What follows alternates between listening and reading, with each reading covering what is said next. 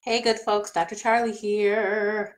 Let us start today's Charlie Chats. Let's gather ourselves as we do and take 3 deep breaths together. You can place your hands on your heart or your heart space if that will, sometimes that helps us feel like we're home within ourselves. So let's take 3 deep breaths with our hands on our heart space.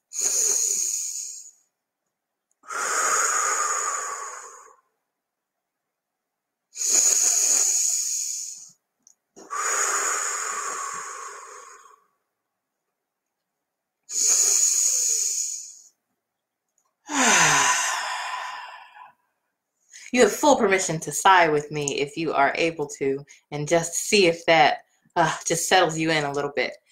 Last week, we talked about, I did 2 separate videos because so much more came up after the first video. We talked about the ways, I talked about the ways that I self-sabotage, and I am sure that at least some of those ways perhaps resonated with you. Today, I'd like to talk about ways to push through self-sabotage. So a few things come to mind. One, really, it boils down to just doing it, right? To just figure out a way to do the thing that you've been sabotaging yourself for. One way that I do that, one way that I've done that, is to break it down into manageable parts. I've been a private tutor for a long time, and I tutored math, and people either love math or they hate math, and I got the students who hated math.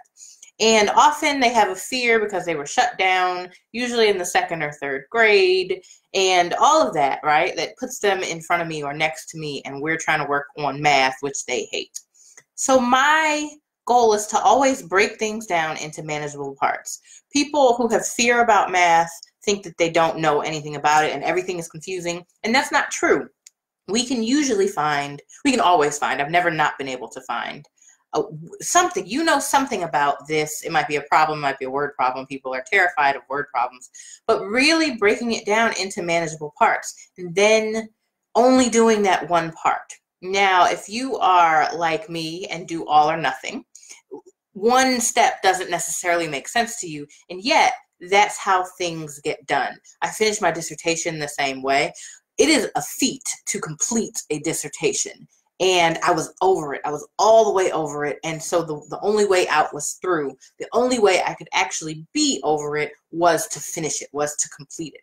So breaking things down into manageable parts is one way to get over self-sabotage. It also helps us conceptualize it at a much smaller level. Instead of this big, huge thing, for my dissertation, I stopped calling it a dissertation. I stopped telling people I was in graduate school. It was a little bit ridiculous, but I was really all the way over it.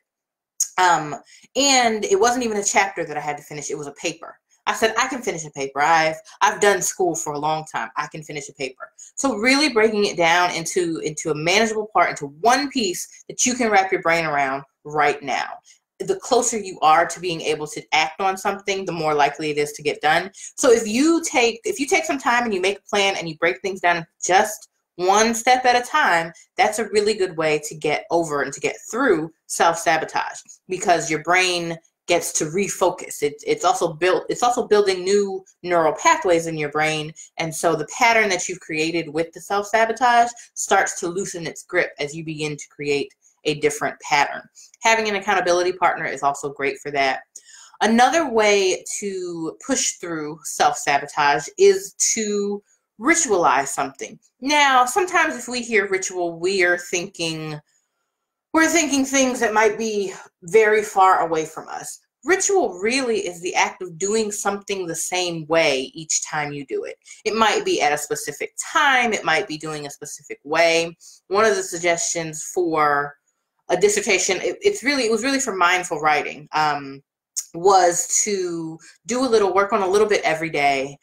Also, you could do something like light a candle. You could light a candle to to kind of intro into whatever that space looks like. That's really good for writing and things that require you to be focused for some amount of time.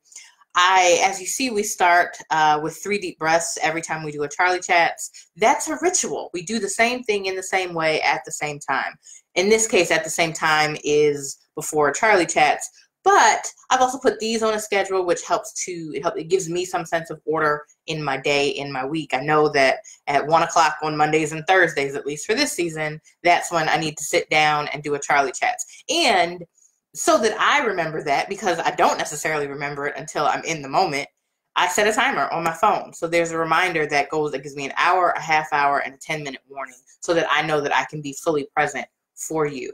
A lot of the breathing techniques that I've already taught in other videos, they also really help. They help you to come center, but breathing brings us embodied. It brings us into our body. So if you just focus on your breathing for just a few breaths, maybe you take 60 seconds to just breathe on purpose and notice your breath, notice your breathing. That's also a really good way to get through self-sabotage. Sometimes it's chemical. It's inside our brains that our brain has been doing this thing for a certain way for all of its time, and we don't necessarily consciously know how to do it a different way. So really just taking one step in a different direction, consistent steps in a different direction, soon you're very far away from where you started. If this is the regular way you've been going, and suddenly one step, you're all the way over here. So it becomes more challenging to then go back to the old way of doing things. So those are really my steps for the moment, to break it down into manageable pieces. And I really do mean one step. Looking something up and then doing something about it, that's more than one step. You might even only have capacity to literally look up one thing for this, one idea about this at a time. Build your steps, build your bucket, put these droplets in your bucket, and really get through self-sabotage. Also, be mindful of the story that you're telling yourself. If you say I self-sabotage all the time, that is reinforcing the neural pathways in your brain and making you do it even more. So can you tell yourself a different story? Can you put out into the universe the way that you would like this to be, rather than the way it has been for you? So those are 3 things. Break things down into manageable pieces, ritualize it, do the same thing in the same way at a certain time, or each time you're getting into doing this thing, into reversing the self-sabotage, and being mindful of the story that you're telling about it, because the more you say it, the more you reinforce it, the more true it becomes for you in your life. All right, y'all, for more great tips and tools, you can check out my website, drcharlibrown.com, and there is all the Charli Chats and all the other things I'm working on and doing at any given time. You can find that all there. Shout out to my ace who's joined us on this. I can see her live, so that's always awesome. And I will talk to you again soon. Until that time, I'm Dr. Charli Brown. Take great care.